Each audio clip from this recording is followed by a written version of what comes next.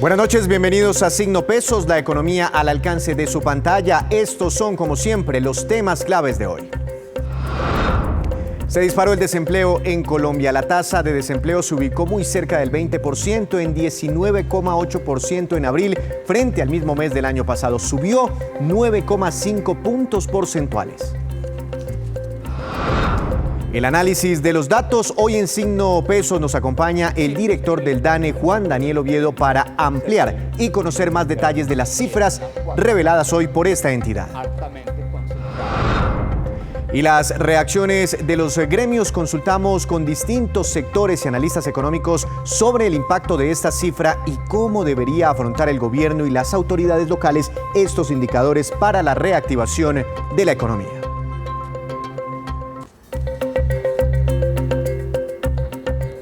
Empezamos hoy con la tasa de desempleo entregada por el DANE, que, como les contábamos, se ubicó en 19,8%. Es la tasa más alta registrada por esta entidad desde que usa la actual metodología para medir el desempleo en nuestro país, es decir, desde el año 2001. Para detallar estas cifras que hablan del difícil momento por el que atraviesa el país, nos acompaña precisamente el director del DANE, doctor Juan Daniel Oviedo. Doctor Oviedo, bienvenido a Signo Pesos. Muchas gracias por atendernos. Muy buenas noches, ¿cómo están? Y gracias por la invitación también. Doctor Oviedo, ustedes hablan de una cifra de ocupados y dicen que esa cifra disminuyó en más de 5 millones si la comparamos entre abril del año pasado y abril de este año. ¿Eso en plata blanca significa que más de 5 millones de personas perdieron su trabajo?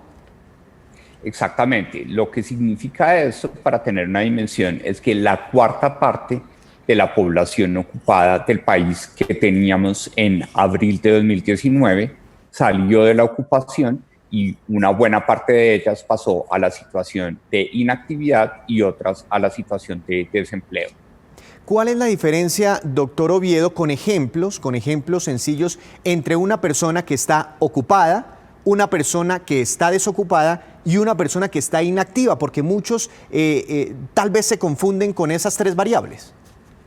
Muy buena pregunta, y precisamente el día de hoy, dado que estamos viendo unos datos muy preocupantes en materia de desempleo, hicimos una pedagogía para poder diferenciar quién es desempleado y quién es inactivo. Cuando nosotros queremos tipificar efectivamente el estado de ocupación de una persona a través de la entrevista telefónica que hacemos en el DANE debido a las medidas de confinamiento, en primer lugar nosotros le preguntamos a la persona: ¿usted qué hizo la semana pasada? Frente a esa pregunta, ¿qué hizo la semana pasada?, las personas pueden responder si estuvieron trabajando o si no estuvieron trabajando.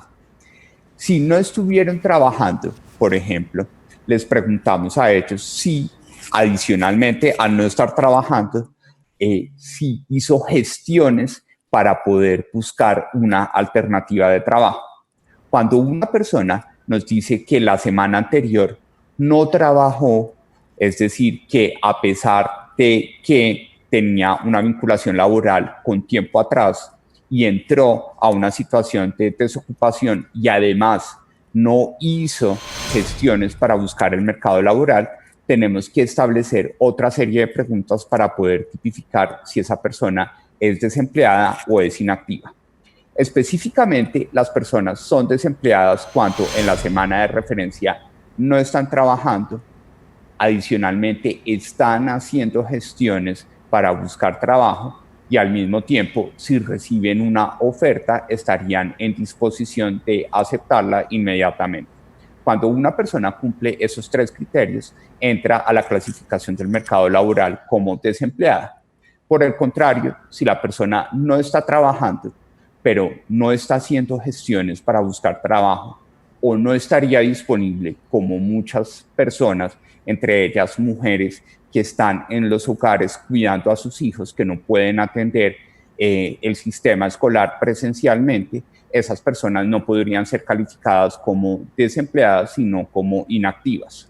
Es por eso que en este momento, para el mes de abril, tenemos un crecimiento mucho más que proporcional de la población inactiva, específicamente en más de 4 millones de personas en esta situación. Muy buena esa explicación, doctor Oviedo. Entonces, ahora sí con cifras, ¿cuántos colombianos están ocupados? Es decir, tienen un empleo formal o informal. ¿Cuántos están desocupados y cuántos están inactivos? Y si todas estas cifras fueron impactadas, doctor Oviedo, por el coronavirus. Claro que sí. El efecto que nosotros estamos viendo sobre el mercado laboral en el mes de abril es una consecuencia directa del COVID-19 por los efectos que tuvo sobre la oferta, por la parálisis del sistema productivo y sobre la demanda por tener a todos los hogares confinados en sus viviendas. Eso lleva a que en el mes de abril solo tuvimos 16 millones y medio de personas ocupadas, es decir, un 25% menos de las que teníamos en el año inmediatamente anterior.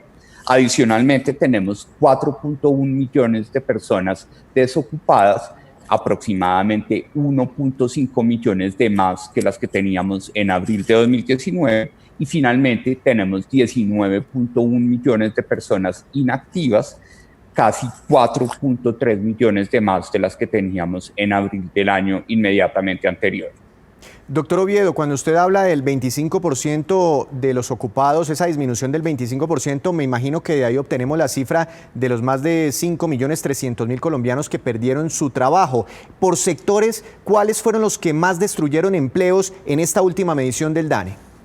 Esa es una excelente pregunta porque muestra la naturaleza del efecto que está teniendo el COVID-19 sobre el mercado laboral. Es un efecto esencialmente urbano, es decir, concentrado en 2/3 partes en las 13 principales ciudades y sus áreas metropolitanas, y por eso las 3 principales actividades económicas que explican la disminución de estos 5.4 millones de ocupados en todo el país son las actividades manufactureras, las actividades de comercio y reparación de vehículos y las actividades de entretenimiento y de servicio doméstico. Solo esas 3 explicaron la mitad de la reducción de 5.4 millones de ocupados, es decir, una reducción de 2.7 millones de personas que trabajaban en manufactura, en comercio y en actividades de entretenimiento que perdieron su trabajo entre abril de 2019 y abril de 2020. Tasa de desempleo, doctor Oviedo, en abril cercana al 20%, 19,8%, 16 millones de personas trabajando, pero por ciudades me imagino que el panorama es muy distinto. ¿Qué detalles nos puede entregar? ¿Cuáles tienen los niveles de desempleo más altos? ¿Cuáles tienen las tasas de desempleo más bajas? Bueno, cuando nosotros queremos hablar por ciudades, ya no podemos hablar del referente de la tasa de desempleo mensual, sino para poder tener mucha precisión, hablamos de la tasa de desempleo trimestral que cubre el comportamiento del mercado laboral de febrero, de marzo y de abril. Y ahí por ciudades tenemos la triste noticia que todas las 23 principales ciudades del país tuvieron incrementos en su tasa de desempleo, pero particularmente las ciudades de Ibagué, Neiva y Armenia fueron las que tuvieron en promedio una tasa de desempleo que sobrepasa el 25%, mientras que una ciudad como Cartagena, que históricamente durante los últimos 12 meses tenía una tasa de desempleo de un solo dígito, pasó a tener una tasa de desempleo que supera el 11.5%. Doctor Oviedo, antes de hablar de otros temas importantes e interesantes del mercado laboral como el desempleo por género, podemos decir, si yo fuera a titular esta entrevista con usted, ¿puedo poner que Colombia tuvo en abril el desempleo más alto de todos los tiempos? Técnicamente, como tú lo mencionabas al inicio de esta entrevista, nosotros tenemos una metodología que permite la comparabilidad de este dato de tasa de desempleo desde enero de 2001. Obviamente, el país en el pasado medía estas tasas de desempleo, pero normalmente las circunscribía, por ejemplo, a 7 ciudades y áreas metropolitanas. Esa, por ejemplo, tasa de desempleo que históricamente se puede encontrar dentro de las series empalmadas que publica el Banco de la República, ese 19.8% que estamos viendo para todo el país, que se vuelve en más del 20% para 13 ciudades y áreas metropolitanas, alcanza muy rápidamente a ser superior a cualquier referente histórico que tenemos de la tasa de desempleo, incluso desde la década de los 80. Entonces sí es el desempleo más alto de todos los tiempos para Colombia. Ahora sí, doctor Oviedo, por cuenta del coronavirus, de la cuarentena, en términos de mercado laboral, ¿quiénes fueron los más afectados, los hombres o las mujeres? Bueno, particularmente las personas más afectadas en la disminución de estos 5.4 millones de personas que salieron de la ocupación fueron las personas entre 25 y 54 años, es decir, las personas más activas desde el mundo laboral, pero particularmente las mujeres. ¿Por qué? Porque de esos 5.4 millones de personas que salieron de la ocupación, 3.4 millones estuvieron entre los 25 y los 54 años. Y de esos 3.4 millones de personas, 1.8 millones eran mujeres. Por eso podemos decir que en este efecto de la pandemia del COVID-19 han sido las mujeres las más afectadas, no solo en el mercado laboral pago, sino también en el trabajo doméstico de cuidado no remunerado que se hace al interior del hogar. Doctor Oviedo, una última pregunta muy rápida. Estadísticamente, digamos, ya tuvimos el peor desempleo de todos los tiempos. ¿Esto tiende a empeorar? O sea, ¿qué podemos esperar para los meses siguientes, mayo, junio?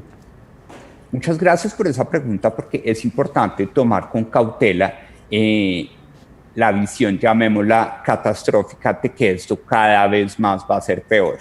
Debemos recordarle a toda la audiencia que intuitivamente abril fue el mes en donde tanto la oferta como la demanda, es decir, las empresas y los hogares, estuvieron sometidas de forma más intensiva a las restricciones de movilidad y de actividad económica de las medidas de confinamiento.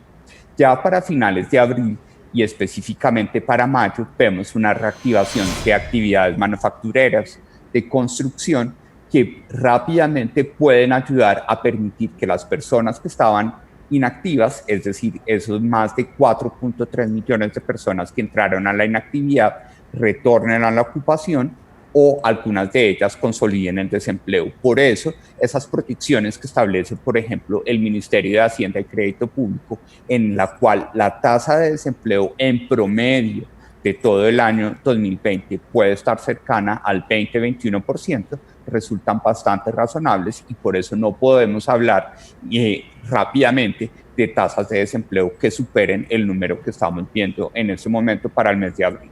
Doctor Oviedo, muchas gracias por todos estos minutos, por esa explicación tan detallada y por acompañarnos en Signo Pesos. Que tenga un feliz fin de semana.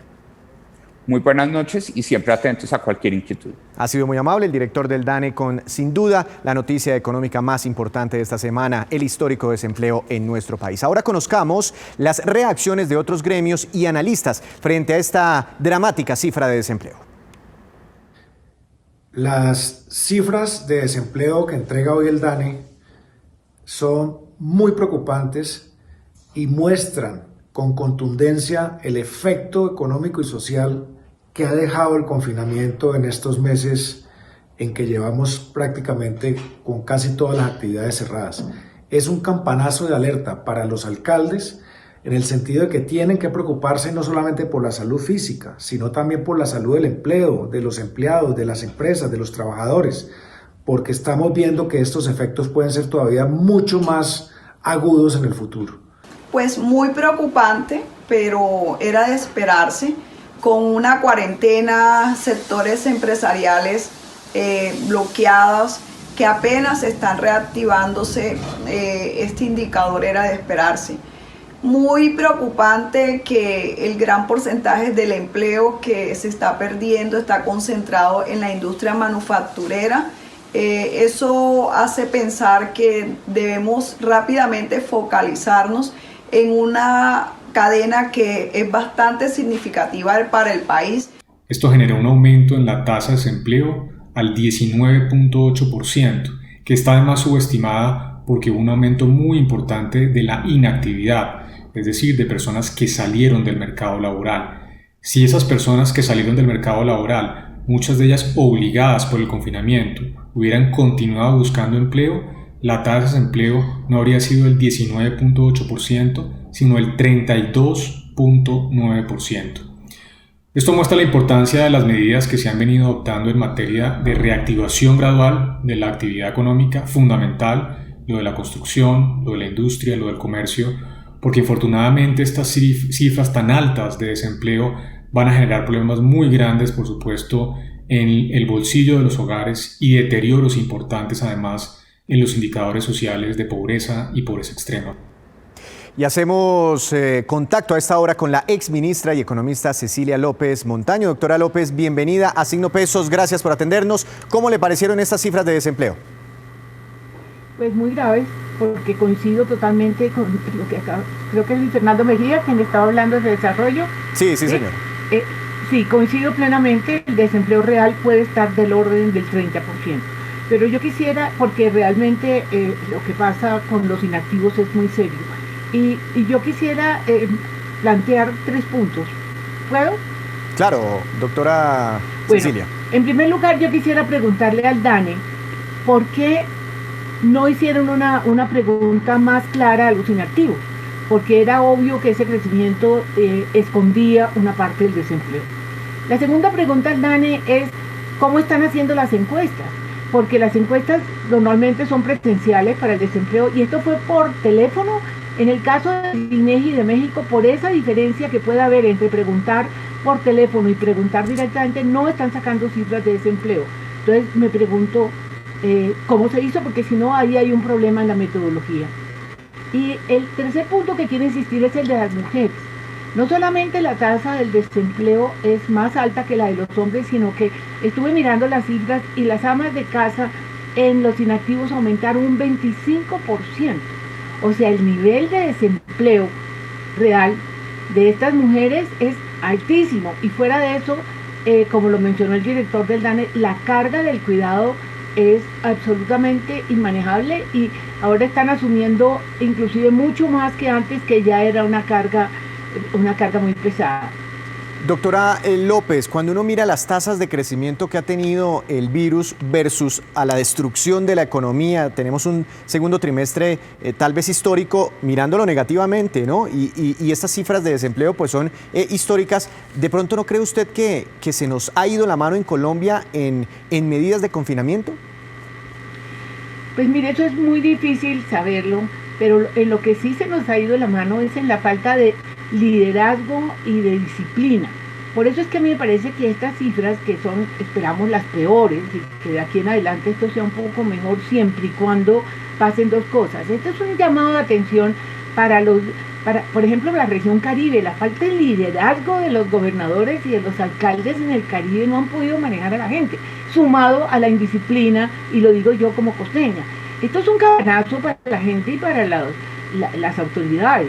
Es decir, si volvemos al confinamiento como le pasó a Chile, mire, estas cifras de desempleo ya estas ya son inmanejables. Imagínense a lo que llegaríamos. Entonces, es muy difícil saber, porque pues en el fondo, en términos de muertes y de contaminados, pues se supone que tenemos todavía unas cifras razonables, porque no se ha copado la capacidad de las unidades de cuidado en los distintos hospitales, cosa que sí está pasando en alguna región. Pero ya no lloremos sobre la leche derramada, ya lo que veamos es que esto tiene que manejarse con mucho cuidado, y a mí me preocupa que se está ampliando el periodo de confinamiento. Es mentiras, porque las extensiones son muchísimas. Entonces me parece que la situación puede ser muy grave si no tenemos la suficiente disciplina, y donde volvamos al confinamiento, estas cifras pueden ser aún peor. Doctora Cecilia, entonces, ¿cuál puede ser la solución? ¿Cómo está viendo usted estos procesos de reapertura? Y de pronto, no sé si comparte, veíamos hoy a muchos analistas reconocidos inclusive diciendo que el alto desempleo, la pobreza, la destrucción de la economía puede terminar matando a más personas, generando más violencia que las consecuencias que podría causar el coronavirus. Mire, yo tengo una propuesta que inclusive no fue idea solamente mía, la discutimos con Rudy Holmes. ¿Por qué no arranca el gobierno a hacer empleos de emergencia? Mire, a la gente hay que darle ingresos. El gobierno no tiene ni la capacidad, ni creo que la voluntad, ni la posibilidad de darle ingresos a toda esta cantidad de gente vulnerable, muchas de las cuales son las que están en estas cifras, para que no salgan a la calle aleatoriamente a buscarse una manera de sobrevivir. Yo creo que lo lógico es que esta población vulnerable, ¿sí? y probablemente a otro nivel muchos de los que han salido de las empresas se hagan empleos de emergencia. El sector de la construcción, por ejemplo, yo se lo planteé a la directora del gremio y no la vi muy positiva, hablándome de que había que entrenarlos. ¿Por qué entrenarlos? Pegar ladrillos, arreglar jardines para que empleen a mujeres, etcétera. Eso puede ser una solución porque salen a generar ingresos, algo de demanda se crea, pero además se puede controlar, porque si son empleos de emergencia, las mismas empresas ya no los tienen sueltos vendiendo aguacates por toda la calle, sino en un sitio donde pueden tomarse unas medidas de precaución. Creo que hay que generar empleos y la manera obvia es la de empleo de emergencia. Yo no entiendo, esto es un fenómeno urbano. Las cifras gravísimas son las urbanas. Son los alcaldes de las principales ciudades las que deberían actuar. No entiendo por qué esta propuesta no tiene acogida. Empleo de emergencia urgente. Doctora López, muchas gracias por su opinión y que tenga un feliz fin de semana. Mil gracias a ustedes, muy amables. Pues por donde se le mire, son muy complejas estas cifras de desempleo, las cifras de la economía. Pero hablemos de otra de las noticias más importantes de hoy, porque la Junta Directiva del Banco de la República tomó la decisión de bajar aún más las tasas de interés de referencia para la economía. En su reunión del mes de mayo, el emisor bajó medio punto porcentual las tasas de interés, quedando en 2,75%. Esta es la tasa de referencia para el sistema financiero más baja de todos los tiempos. Tercer mes consecutivo lleva el Banco de la República bajando sus tasas de interés. Lo que busca en el fondo es que los bancos comerciales hagan lo mismo con las tasas de interés que en el momento en que los colombianos adquieran créditos comerciales para estimular el consumo, estimular el crédito y de esa forma reactivar más rápido la economía. Hacemos una breve pausa, pero cuando regresemos espere las propuestas de los mototaxistas que en varias ciudades del país buscan fórmulas para regular su actividad. Ya nos vemos con la movida empresarial. Y llegó el momento de la movida empresarial con Juan Fernández. Juan, buenas noches. ¿Y cuál es el negocio del día? Bienvenido. Pues Víctor, no sé si negocio o no, pero este tema del coronavirus está dando ideas a una serie de sectores y hay que decirlo, han sido objeto de controles y ahora se lanzan a buscar una regulación. No sé si con éxito o no, pero están tras ello. El caso es el del mototaxismo a través de cooperativas, sobre todo en la costa, caso Santa Marta o Montería, donde están organizándose con apoyo de abogados para proponer fórmulas en las que puedan abrir una ventana a que el tema sea, bajo ciertas normas, permitido. Juan, pero ya ha habido pronunciamientos al respecto sobre la no viabilidad de esta actividad.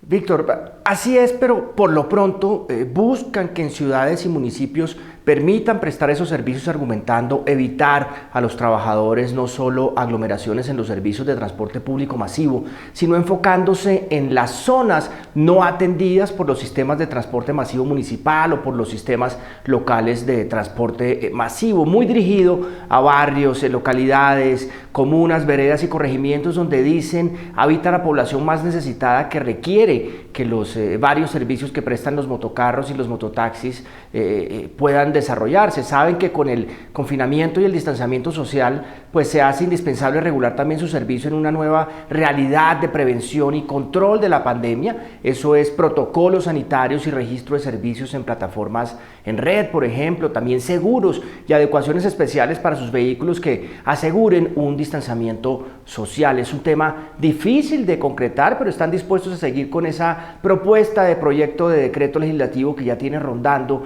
en medio de la pandemia para salir de la informalidad y la prohibición de la actividad. Los contradictores, por supuesto, no sobran, pero más allá de las compañías legales de transporte están temas de seguridad, de accidentes. Claro, y además, Juan, todo esto contrasta con una realidad y es la venta de motos en el país que venía disparada, bueno, por lo menos antes de la llegada del coronavirus. Sí, es cierto, Víctor, y aún así este tema es una realidad que no puede dejarse de lado. Se necesitan controles de todas formas, pero mire que a febrero de 2020 el número de motos registradas en el RUNT era de más de 9 millones, eso representa cerca del 60% del parque en circulación en vehículos motorizados en el país. El año pasado se vendieron 612.000 motos en Colombia. La población de motociclistas dedicada a este tipo de transporte está por el orden del 30% del parque de motocicletas en los municipios donde este servicio tiene presencia, y se estima que en Colombia hay unos 600.000 motociclistas dedicados a esta actividad y que necesitan regulación. Y esta, pues es, Víctor, la movida de hoy sobre este tema que pone sobre la mesa de nuevo al mototaxismo. Juan, muchas gracias. Lo esperamos ya la próxima semana con otra movida empresarial. Hacemos otra breve pausa, pero cuando regresemos les tenemos indicadores económicos, más noticias económicas.